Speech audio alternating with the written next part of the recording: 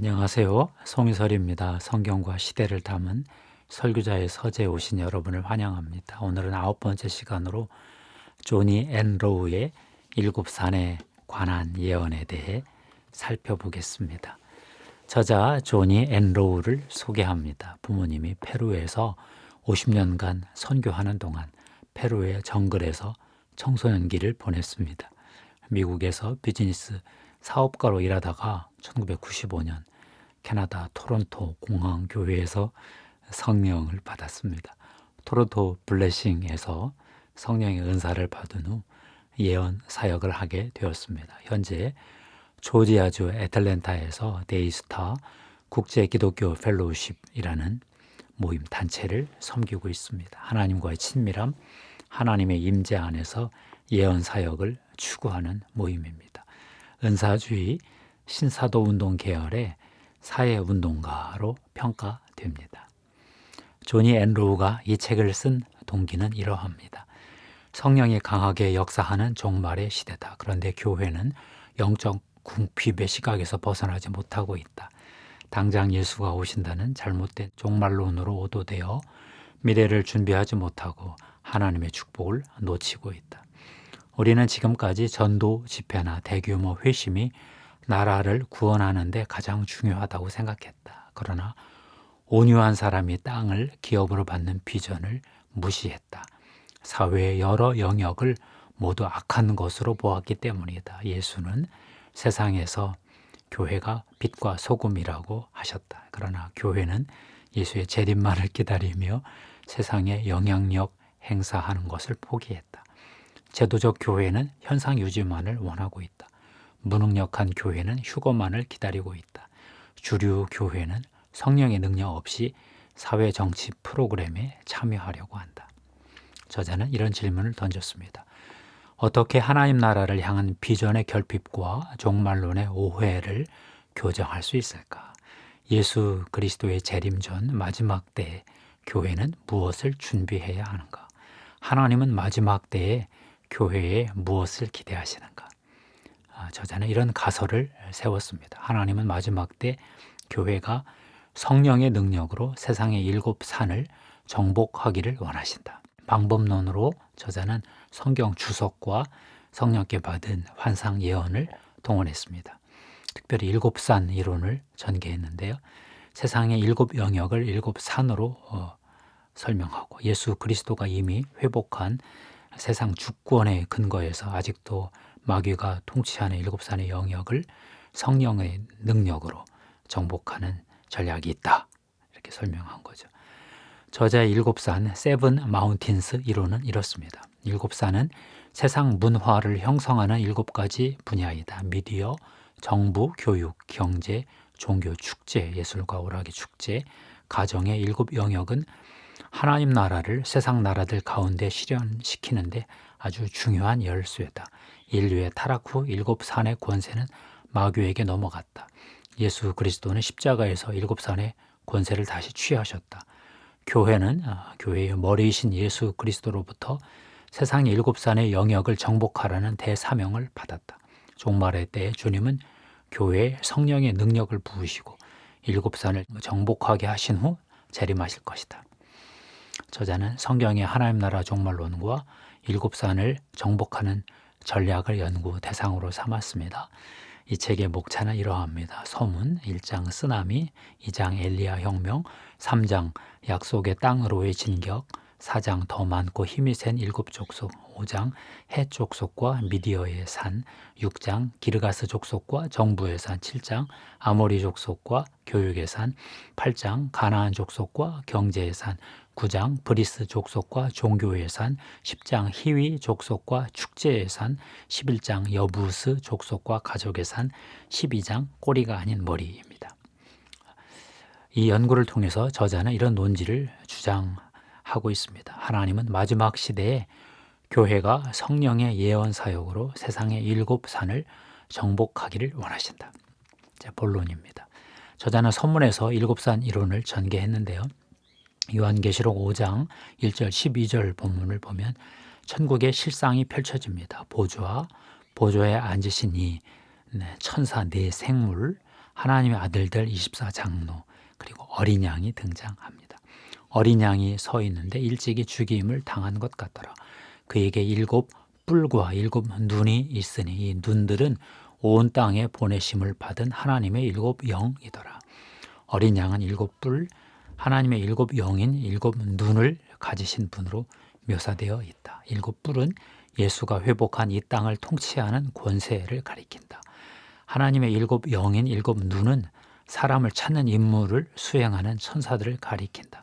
예수는 7 영을 동원해서 7 뿔의 권세를 행사할 사람들을 찾으신다. 저자는 예수 그리스도가 7 뿔의 권세를 회복하신 이야기를 먼저 말합니다. 7 뿔의 권세는 세상의 7 산의 영역을 다스리는 권세다. 예수는 영혼들을 지옥에서 구출하기 위해서만 대가를 지불하신 것이 아니다. 예수는 일부 몇몇 사람들이 치유를 받기 위해서만 대가를 지불하신 것이 아니다. 예수는 에덴 동산에서 잃어버렸던 모든 땅을 회복하기 위해 대가를 지불하셨다. 예수는 십자가와 부활로 이 땅 모든 나라의 문화와 기반을 지탱하는 7 기둥, 즉 7 산 위에 하나님의 통치를 세우는 권세를 다시 차지하셨다. 저자는 어린 양이 받은 찬송의 7가지 위엄이 7 산과 관련이 있다고 보았습니다. 죽임을 당하신 어린 양은 능력과 부와 지혜와 힘과 존귀와 영광과 찬송을 받으시기에 합당하도다. 여기서 능력은 정부를, 부는 경제를, 지혜는 교육을, 힘은 가정을, 존귀는 종교를, 영광은 예술이나 오락 같은 축제를, 찬송은 미디어를 의미한다 했습니다.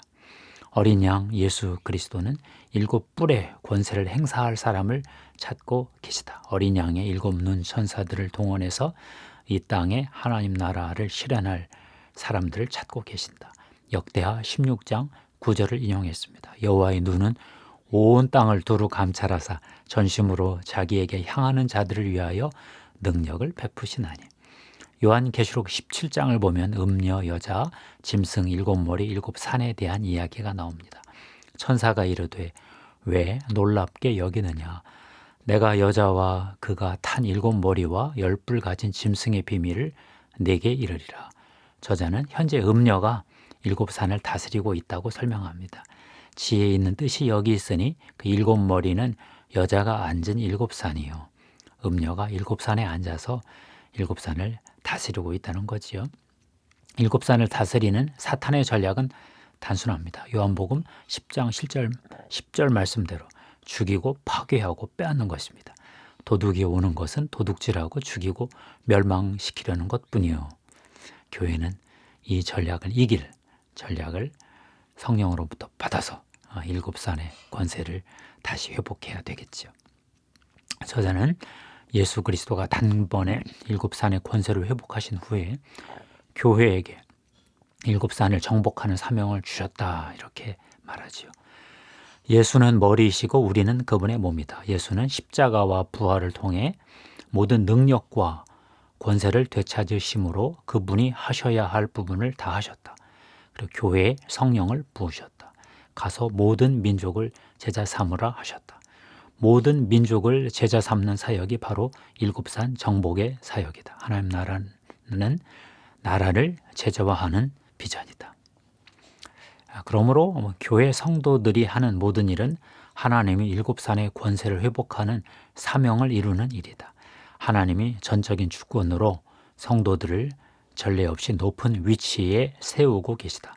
각자 맡은 자리가 자기 사역의 장이다. 자신의 일, 업은 세상적인 일이 아니라 하나님이 맡기신 사명이다. 7 산 또는 영향력 있는 영역만이 우리 사회의 전부는 아니다. 그것은 하나님이 다시 빼앗아 예수 그리스도의 영향력 아래로 가져오기 원하시는 특정한 영역이다.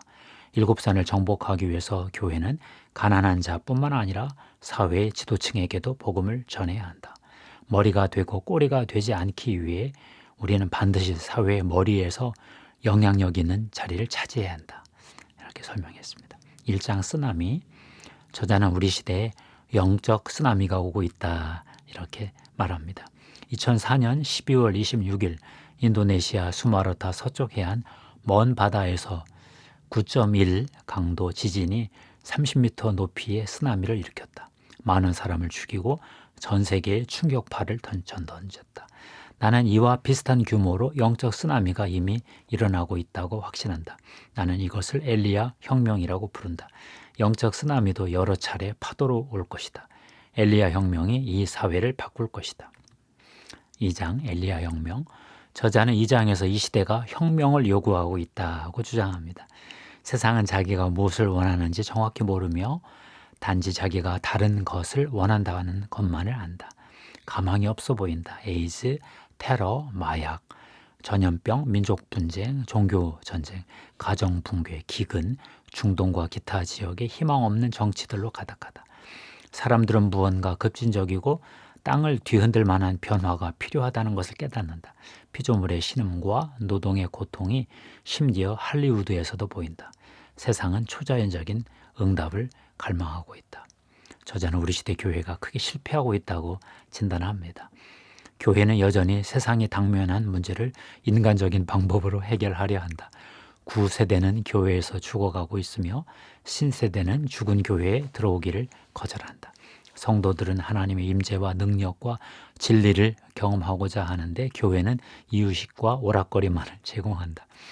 저자는 세상이 초자연적 세계를 갈망하고 있는 문제를 거론했습니다. 영화, 텔레비전, 게임, 오락은 초자연적 세계에 대한 갈망 때문에 어두움으로 빠져들고 있다. 교회 밖에서 진짜를 닮은 가짜를 찾고 있다.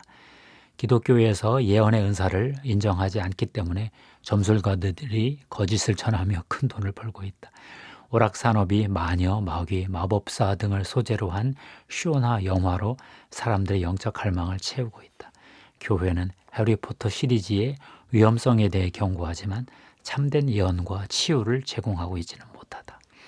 이런 영적 어두움의 시대에 저자는 예언을 중심으로 하는 엘리야 혁명이 일어날 것이다 했습니다. 고린도전서 14장에서 바울은 예언하기를 사모하라 했다. 바울은 사랑을 제외한 모든 것 중에 예언이 가장 중요하다고 보았다. 우리는 이 땅에서 하나님의 음성을 듣고 전하는 일에 힘써야 되겠다. 미국 교회는 죽어가고 있다. 사람들은 현재 행복해하지 않는다. 재미없고 열정이 사라진 예식의 구경꾼으로 교회 가는 것에 신물이 나 있다. 종교의 영이 대형 교단의 편재에 있다. 성령의 역사가 나타나는 것을 교회가 억눌러 왔다. 성령이 때때로 모임에 초대되기도 하지만 진정으로 성령이 나타나기를 기대하는 사람은 없다. 성령님은 눈에 띄게 나타나지 않아야 환영받는다. 이런 교회는 아직 땅에 묻히지 않았을 뿐 이미 죽은 교회다. 저자는 이런 시대에 엘리야 혁명이 필요하다 했습니다. 엘리야 혁명의 성경적 근거로 몇 가지 구절을 제시했습니다. 첫째는 말라기 4장 5절 6절이지요. 보라, 여호와의 크고 두려운 날이 이르기 전에 내가 선지자 엘리야를 너희에게 보내리니 그가 아버지의 마음을 자녀에게로 돌이키게 하고 자녀들의 마음을 그들의 아버지에게로 돌이키게 하리라. 돌이키지 아니하면 두렵건대 내가 와서 저주로 그 땅을 칠까 하노라 하시니라. 둘째는 마가복음 17장 10절부터 13절 말씀인데요.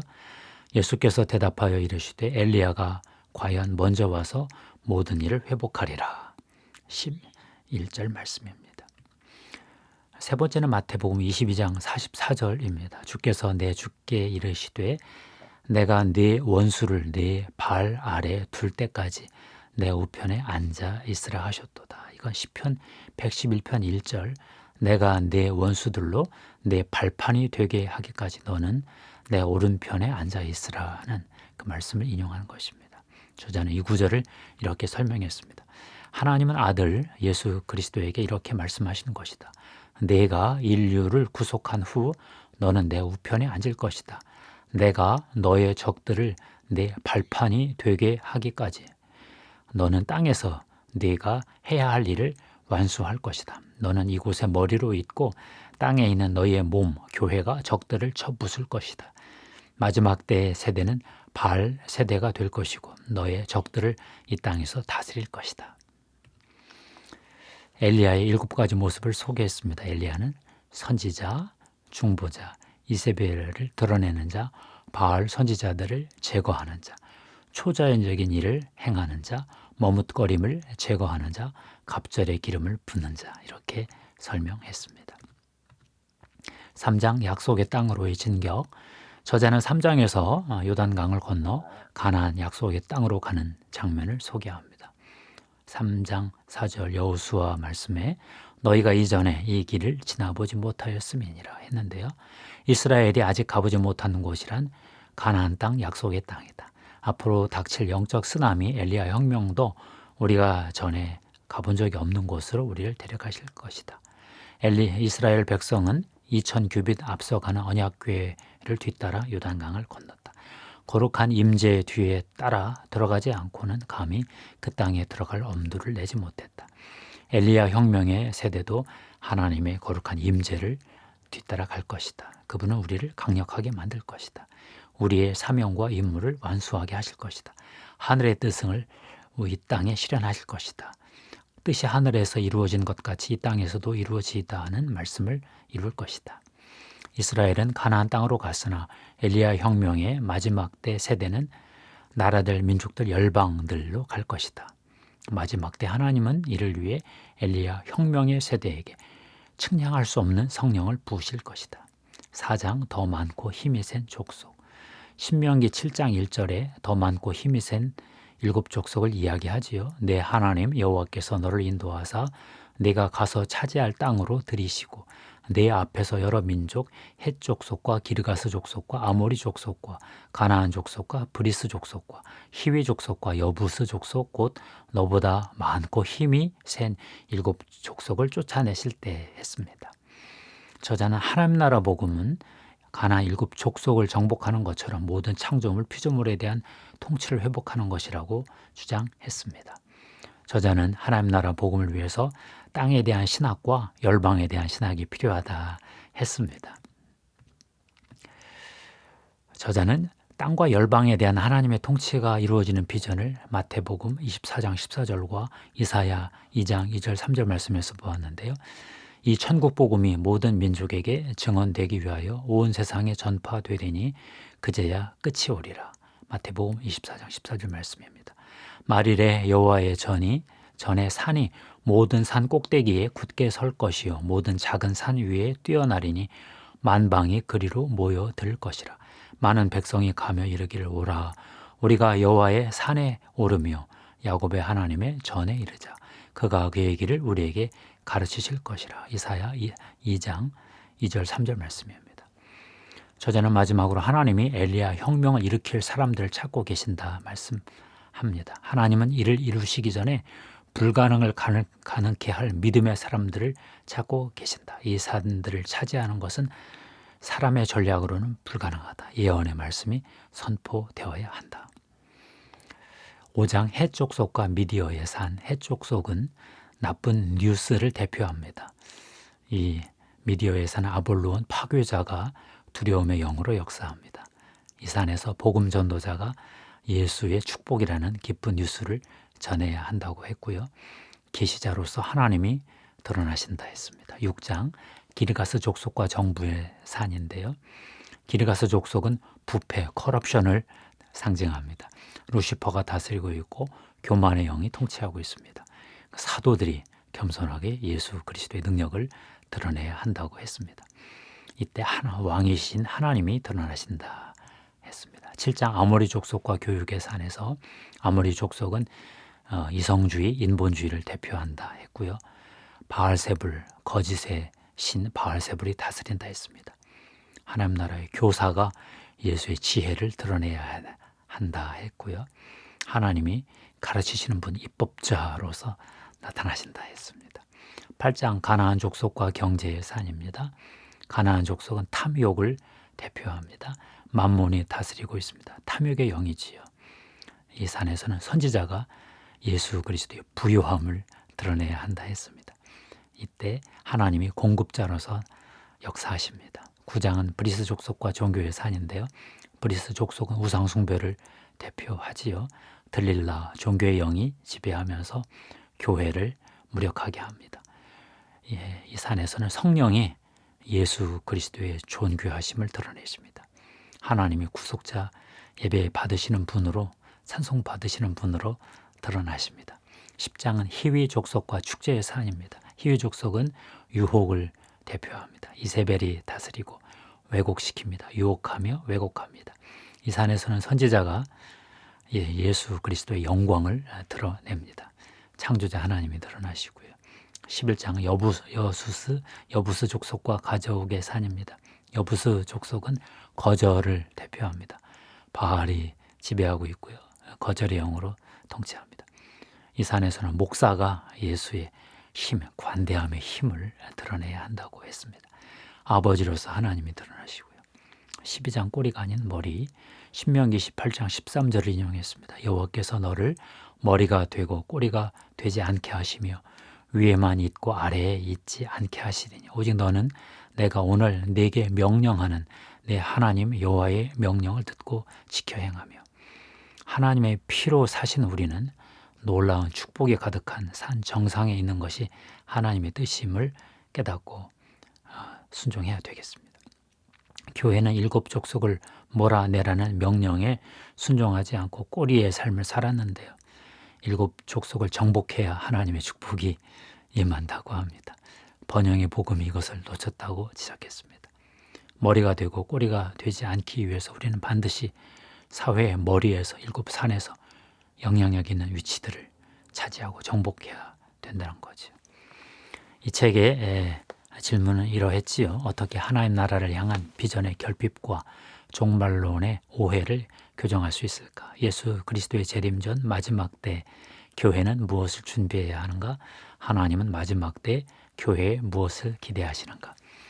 논지는요. 하나님은 마지막 시대에 교회가 성령의 능력으로, 특별히 예언의 능력으로 세상의 7 산을 정복하기를 원하신다. 이렇게 주장했습니다. 로렌 커닝햄과 빌 브라이트도 7 산의 계시를 받았다는 이야기가 재미있었습니다. 예수 전도단의 창시자 로렌 커닝햄이 지금은 돌아가신 대학생 선교회 CCC 지도자 빌 브라이트와 점심 약속을 했는데요. 약속 장소로 가는 동안 두 사람이 같은 계시 7 산의 전략을 받았습니다. 이 계시 가운데 하나님은 정복해야 될 7개의 산, 사회의 사상을 형성한 7개의 틀이 있다는 것을 말씀하셨는데 7 산과 동일했습니다. 두 사람은 하나님 나라를 위해 정복하는 전략에 관한 동일한 메시지를 받고 놀랐다고 하지요. 하나님이 지도자에게 보여주신 지혜입니다. 사명을 이해하고 하나님이 주신 일을 이루는 것이 하나님께 영광을 돌리고 우리도 축복받는 길이라는 것입니다. 조니 앤로우의 7 산에 관한 예언을 읽고 저는 이런 깨달음을 얻었습니다. 아브라함의 영역 주권론이 은사주의 계열에도 실현됐구나. 두 번째는 주류교회의 통전적 복음, 에큐메니칼 진영의 공적 복음과도 소통이 되는구나. 세 번째, 복음전도, 성령의 역사, 성령의 은사, 예언사에게 강점을 유지하면서 세대주의 종말론과 번영 신학의 한계를 극복했구나. 감동을 받았습니다. 복음주의와 은사주의가 다시 만나야 되겠구나 싶었고요. 은사주의가 고난의 역설을 인정하고 승리주의의 위험만 피한다면 하나님이 크게 쓰시겠다 하는 생각을 했습니다. 성령의 불을 받고 공적인 영역에서 성령의 능력으로 예언 사역으로 하나님의 주권을 회복하는 사역을 계속 진행하고 있는 조니 앤로우에게 부러움을 느끼면서 축복하는 마음이 들었습니다. 감사합니다. 하나님께 영광 돌립니다.